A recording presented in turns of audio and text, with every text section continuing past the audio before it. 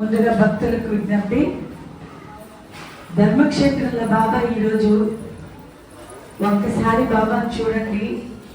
చిరునవ్వు నవ్వుతో తెల్ల వస్త్రంలో బాబా ఎలా ఉన్నారంటే చక్కగా పల్లకీలో ఊరెగుతున్న పెళ్లి కొడుకులాగా ఎంతో ఆ మూర్తి ఇచ్చిన ఆ ముఖం చూడండి ఒకసారి దగ్గరగా బాబాని. ఇక్కడ కూర్చొని కూడా మాట్లాడాలని మీ అందరికి ఎలా అనిపిస్తుందో తెలియదు. నిశ్శబ్దంగా ఉండాలమ్మా ధర్మక్షేత్రం కూర్చున్నప్పుడు. ఏ టెంపుల్కి వెళ్ళినా బాబా టెంపుల్ నిశ్శబ్దంగా కూర్చోవాలి. ఏంటంటే భక్తుల అనుభవాలు అనేది చాలా ప్రతి ఒక్కరికి ఏదో ఒకటి బాబా ఇస్తూనే ఉంటాడు. తెలిసి కాపాడుతాడు, తెలియకుండా మనం ఎన్నెంటూ ఉంటాడు, ఎన్నో విధాలుగా మనల్ని కాపాడుతూ ఉంటాడు.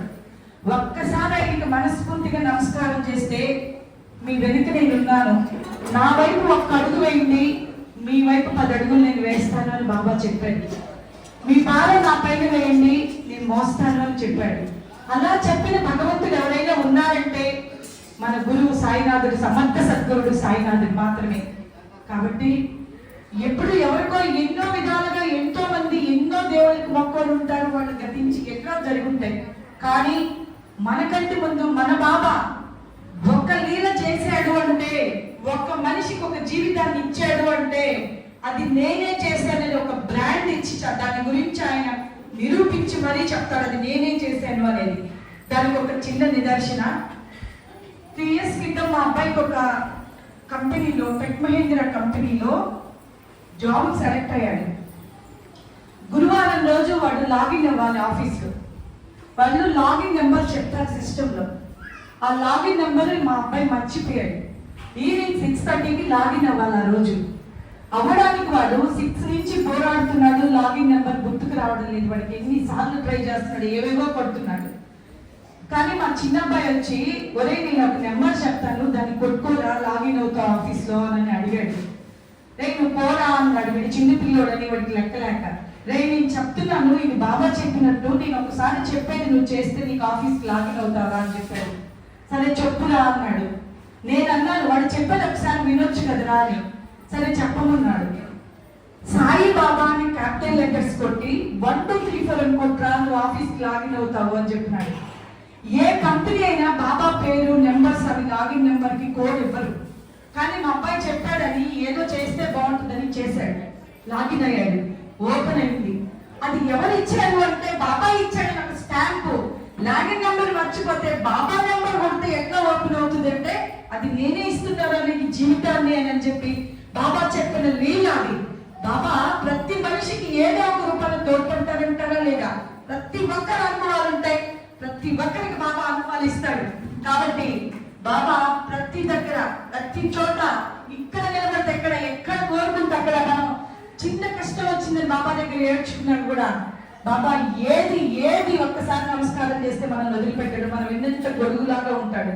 కాబట్టి సాయినాథుడి గురుచరణాలు ఎప్పుడు మనం అంటు పెట్టుకొని ఉంటే మనకి దానికి మించిన ఇంకొకటి దైవం ఇంకోటి లేదు.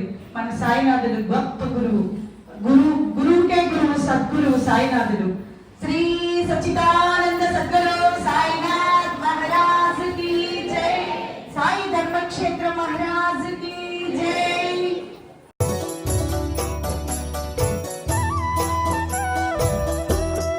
సాయి మన దేవుడు, సాయి శ్రీరాముడు, సాయి పరబ్రహ్మదాత, సాయి భగవంతా.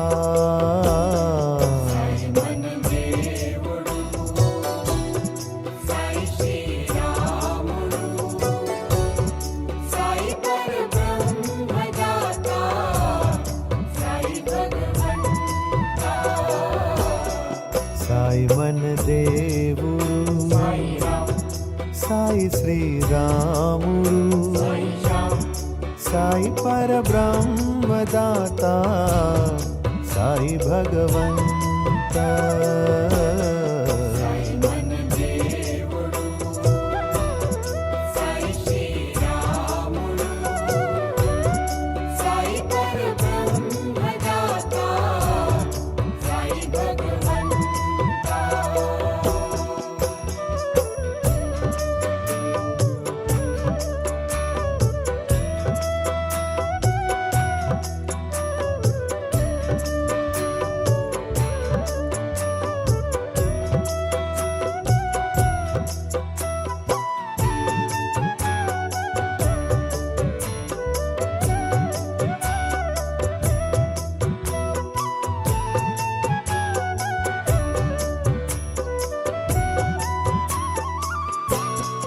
ఎటునే చూచినా సాయి స్వరూపము,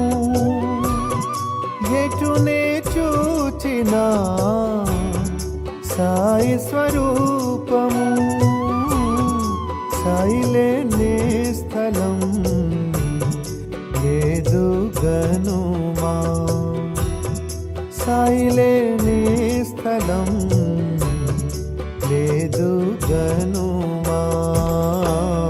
సాయి మన దేవుడు, సాయి శ్రీరాముడు, సాయి పరబ్రహ్మదాత, సాయి భగవంతా. సాయి మన దేవుడు, సాయి శ్రీరాముడు, సాయి పరబ్రహ్మదాత, సాయి భగవంతా.